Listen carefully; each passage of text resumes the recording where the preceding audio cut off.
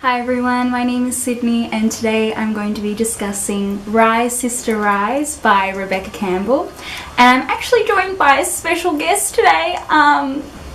This is Baby. This book is about finding your calling, finding your purpose, listening to your intuitions, listening to your ancestral lineage. There was a lot within here that just made sense towards my life, and I felt very connected to a lot of things that she was talking about. I feel like I'm on such a journey this year with finding myself, transforming myself, and exploring new things. For me, this year is all about traveling and transformation. I feel that so deep down in my core. Like, it is such an energy, such a force within me that I feel so incredibly in tune with, that I know this year those are the two things that are along my path. I'm going to go into more detail about those things as I go on to discuss more stuff within this book. So I'm not sure if it will be considered spoilery. I will be reading a few favourite quotes from this book and going into detail about myself and things that I connected with and related with. So if you would like to, you can stay for this video, but you can also go read the book, come back, and we can talk about it together. So let's go into it. Here we go in 3, 2, 1. So this book is incredible because she talks about Kundalini and Shakti energy. I am actually going to India this year and I'm doing my yoga teacher training course in Kundalini yoga. So to read about Kundalini in here and read about Shakti energy was just perfect, because I'm going to that sacred place and I'm going to be learning all about these two things. On page 7, she was talking about how she felt this powerful ecstatic energy rising through her body from the base of her spine and out of her head. And the beautiful thing about Shakti and Kundalini is they use the image of the snake, which I absolutely love. And this snake is within every single one of us. This snake is coiled up at the base of our spine. As we feel this energy within us starting to arise and rise and rise, the snake begins to uncoil. And the beauty of it uncoiling is, from the base, it reaches out the top of our head. And many people connect this with enlightenment. It's just incredible to read about and talk about, and also to feel for yourself. So yeah, the Kundalini is about the snake, and the yoga, which I'm going to be learning a lot about, involves the uncoiling of the snake. We each have within us a power, a sacred creative feminine force that wants to flow free, awake in some, dormant in others, always waiting to uncoil and rise. A life force that is in all things in the universe. Shakti is the primal spiritual energy located at the base of the spine, often referred to as Kundalini Shakti and likened to a coiled snake. Once activated and awakened, it instinctively rises, weaving and spiraling its way up the spine through each of the chakras to the crown of the head and beyond. When Shakti begins to rise and move through you, it is easy to feel as though you've developed superpowers. On the one hand, you have. On the other, you have merely allowed the sacred feminine creative force of the entire universe to freely move through you. When your Kundalini Shakti begins to rise, your mind is blown as you remember you are connected to all of life. You discover that this intelligent force flowing ecstatically through your sacred body is the exact same force that moves through every single living thing. I'm so excited to be doing this course later in this year where I get to fully feel this and experience it. This was really beautiful on page 15. Lying there in the dried up ancient ocean floor that was now a desert as vast as any, I could still hear the ocean whispering tales of changing times and forms. Under a canopy of the brightest stars my eyes had ever seen, ear to the earth, my heart shone what my soul had come here to remember. The sea of women who had trodden this path, and all who will continue to come again. a sacred force of sisterhood, weaving their medicine and light in every corner of the earth. Linked together by a luminous red thread woven from heart to heart, I closed my eyes and continued to remember and awaken as I drifted off to sleep. This is beautiful to me. The fact that you can really see this image, the red thread that she talks about woven from heart to heart, is so beautiful. To me, I've always imagined this red thread coming out the center of our head and being connected to the sky, yet within the sky all of our strings are connected with each other. And in a way it's like imagining that as the one organism that makes up every single person, that we are all life and we are all connected. That to me is the image I really stick with, the vertical line of our threads. But to read it as a horizontal line of our threads is beautiful, and I've never really thought of it that way. I love this on page 56. When we surrender to the rhythm of life, we find a new way of being where we learn to dance with uncertainty and be moved and supported by the cosmic intelligence of Shakti. Not mourning the loss of the sun, rather appreciating the glow of the moon. Not missing the stillness of night, rather celebrating the coming dawn. So on page 63, Rebecca had this chapter about falling and rising and rising and falling. And let me just start off by reading what she wrote. We are in a constant state of rising and falling, falling and rising. All and everything we must do is allow what is falling to fall away and what is rising to rise. Life is circular like that. You can either rise and fall with it or resist and struggle against it. The part of you that can never die is forever whispering stories of letting go. You can surrender to the same force that controls the whole cosmos or rely on the fading strength of your separateness. You can listen to her whispers or you can wait for the tower to fall. So what I found awesome about this was last year I was doing a dance secondment in Queensland, Townsville, and while I was up there I wrote my own kind of poem, if you will, and it was about falling and rising. This is what I wrote. Bodies decay and regenerate, like a snake shedding skin, like a flower bud beginning to bloom, trying out multiple things. What works, what doesn't. A statement, a fact. Rising to fall again, yet understanding change, allowing ourselves to change. The self and acceptance of the self. Growth, particles of dust in the air. Rising to fall again, falling to rise. So that is actually something I hold very close to my heart, because I thought it was so beautiful that I wrote this. The fact that I wrote this. To me, I love writing, and I feel like I always express myself through writing, but also through dance and movement. But I really express myself through words. Reading what she wrote and reflecting back on the fact that I had written something so similar was beautiful, because there are many people out there that we connect with, and sometimes we don't even know that we're connected, and we're all connected because we're all human. I mean, I would like to believe that we're all human, you know, but also I really love to believe that we are actually spiritual beings on this earth, experiencing what it is like to be a human, which is why life is so difficult, because we feel the suffering of this world and we can see the darkness that has been created by us. We can see that, and I've lately really been able to see that, and it hurts me. But life involves suffering, but it also involves the beauty that we create, the beauty of nature, the beauty of us. And with saying that, there is so much to explore in this life, and there is so much beauty in this life, that it is worth experiencing and living, continually finding the rising out of the falling. Page 66. With every new breath. With every new breath, she created a new matrix for herself. a matrix this time so strong that it was impossible to be penetrated by those around her, by inherited patterns of stories told both to her, by her, and about her.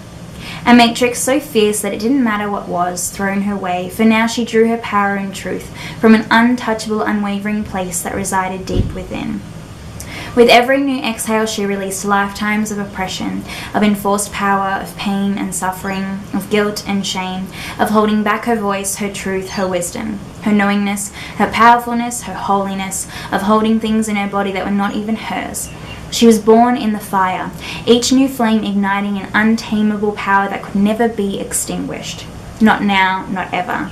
With every new breath, she created a new matrix for herself, and when she was done, she looked around and found herself in a sea of sisters who this whole time had been doing the exact same thing. And this really relates to what I just said before, that we are all connected. And in particular moments, you can actually feel just how freaking connected you are to the people around you. Like, you feel this strong force. You feel understood. And a lot of the time, we don't feel understood, which is why we put our emotions into making things, into making art, into expressing ourselves online, through social media, through photos, through writing, through YouTube, through videos. We express ourselves to feel understood. And when you get that back, and there's another person who was like, it's exactly how I felt, or it's what I was thinking, you're like, holy shit, like, there are people just like me here, and there are people just like you. I've read so many beautiful spiritual books about life, and many discuss how everyone is a mirror of you, and you are a mirror of them. And it's really interesting because there are particular people in my life where I really see myself in them. Like, I have a friend of mine who is so dear to me, and she is so the same as me. Then there's a guy I know where I see so much of me in him, and it's like, wow, we're all connected, and we surround ourselves with the people we love and the people we want to be loved by. But also you surround yourself with people who remind you of you, and then in turn you remind them of themselves. Basically what I'm trying to say is, there are people in your life that you feel so drawn to, and you may feel drawn to them because they remind you of you, or you feel drawn towards them because there's something that you can relate to, or you feel drawn towards them because they are something that will bring growth and change into your life. And both of those things are so fucking magic and beautiful. People in general who are beautiful beings, I love people and those moments. And yeah, this is also really interesting to me. This is on page 74, and the chapter was called Balancing the Masculine and Feminine in You. We each have within us both masculine and feminine energies. While your sex indicates what energies you chose to focus on in this life, we still embody both.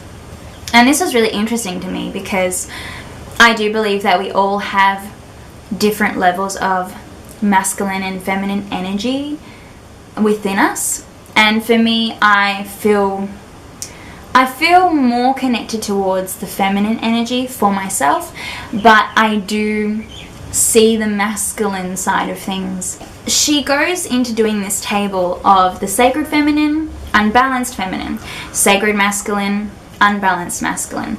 And this just really resonated with me because I can really see where I fit into. So I'm just going to read both the sacred feminine and the sacred masculine. Sacred feminine involves compassionate, wise, in touch with her ability to heal, connected with nature and her seasons, sees herself as whole, loves unconditionally, fiercely protective of the planet and her children, sexual, wise, knows her power, intuitive, passionate, empathetic, understanding, healer, fertile, creative, abundant, in flow with the rest of life, provider of Shakti, assertive, truth seeker, fills up her well, able to be supported, revered and adored by the masculine, able to express anger and passion.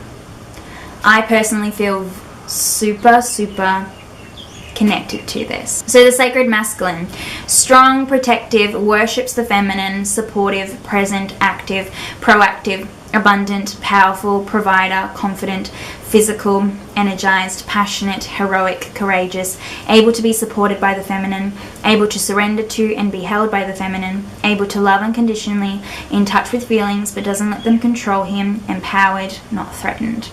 And for me, I don't resonate with the sacred masculine. Not very much at all. So this is on page 76, and this is beautiful. This is basically saying, don't give a fuck about what you think people are going to think about the choices that you make. Just do it. Life is an experience. You're meant to decide. Every day you're deciding different things about where you want to go, what you want to do with your life, who you want to be friends with, who you want to love, blah, blah, blah, blah. Don't worry about what's going to happen as a result of your choice. Do it because it's what you desire. Do it because it brings you pleasure. Do it because it makes you come alive. Do it because it lights you up. Do it because your intuition told you to. Do it because it ignites a spark in your heart. Do it because it lights a fire between your legs. Do it because it's what you came here to do. And this is beautiful because life is about trying to find your purpose here. And you will always be finding it.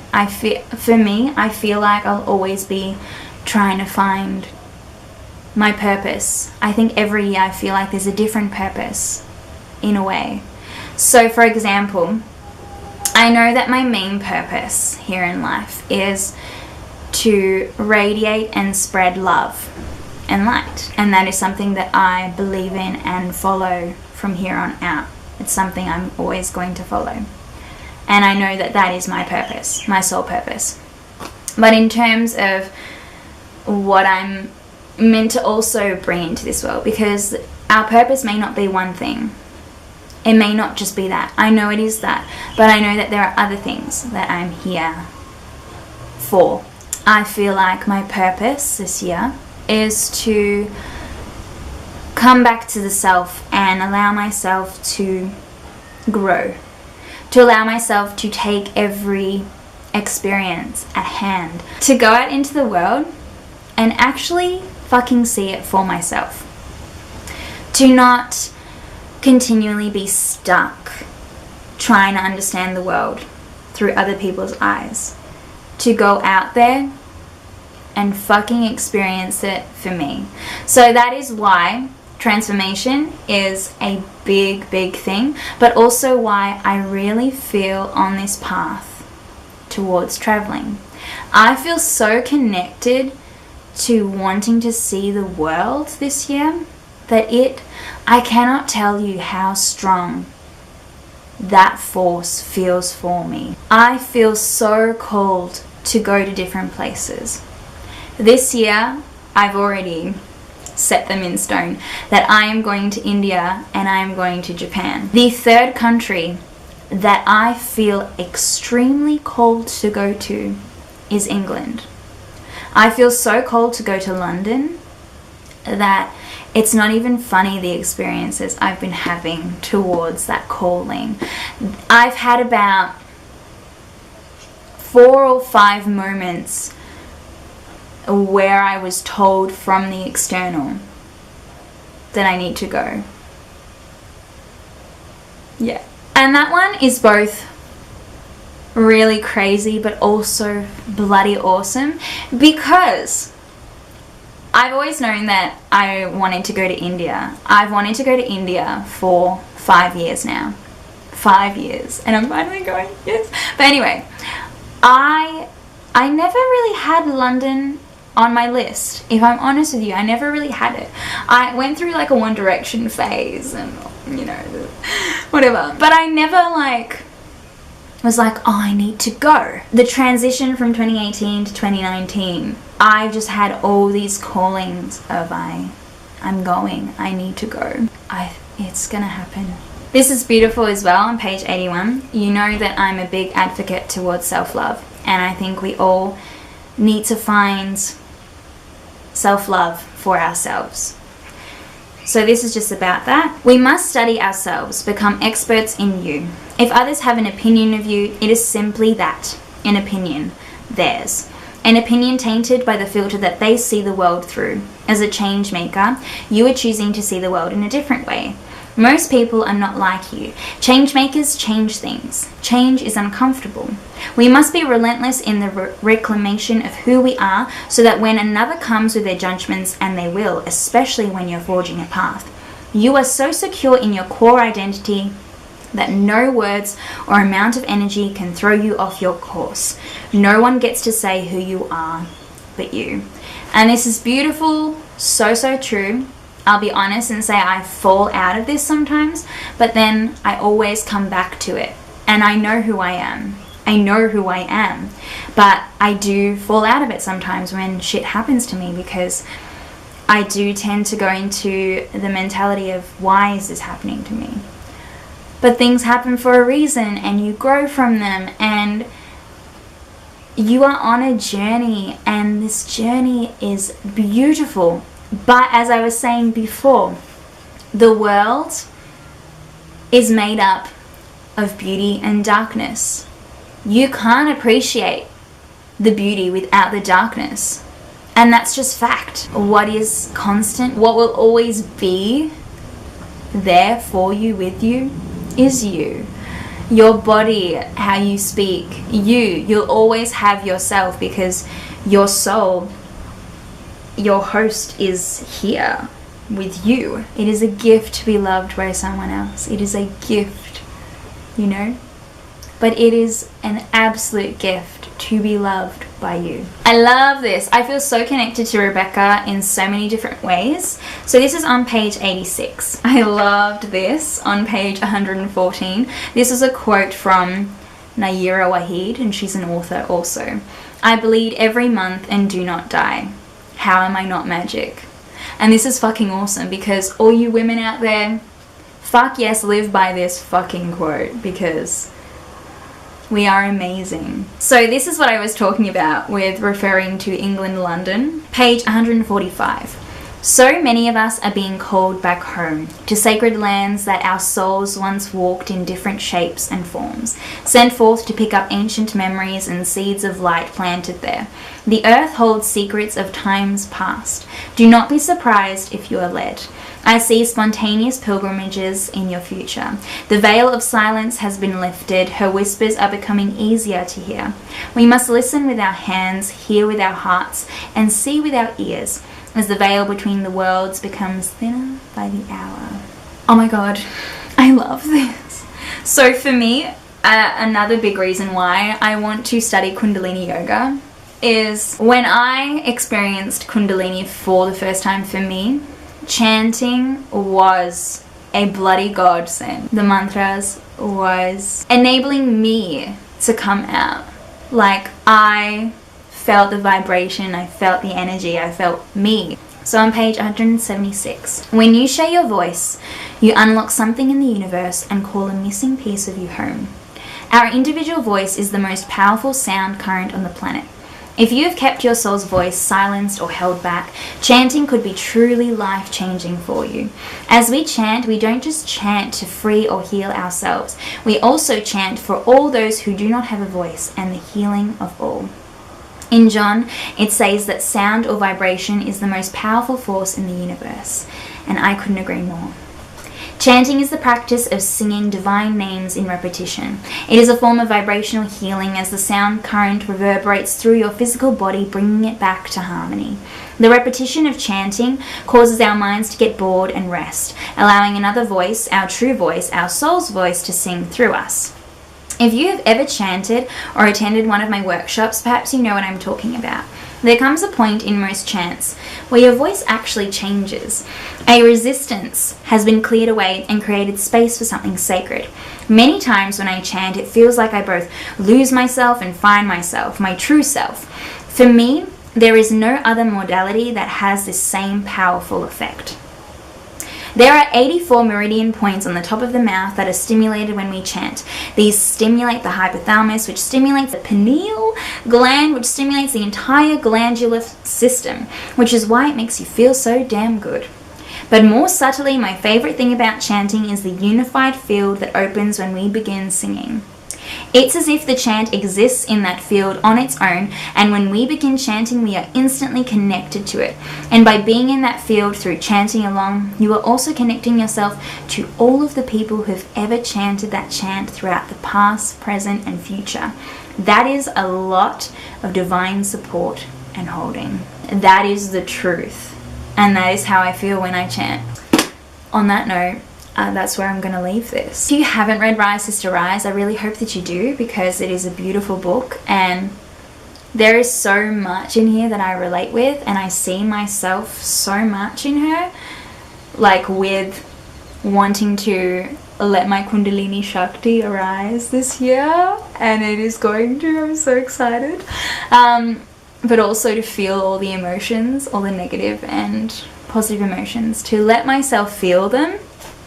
I also feel really connected to the feminine, the sacred feminine. I feel incredibly connected to the chanting aspect as well that she discusses, and incredibly connected to being called to certain things in this life and allowing these callings to lead you on your journey. So I hope you guys enjoyed this video. Please let me know what you thought about this book, what you connected with. I'll see you guys next time as usual. Bye.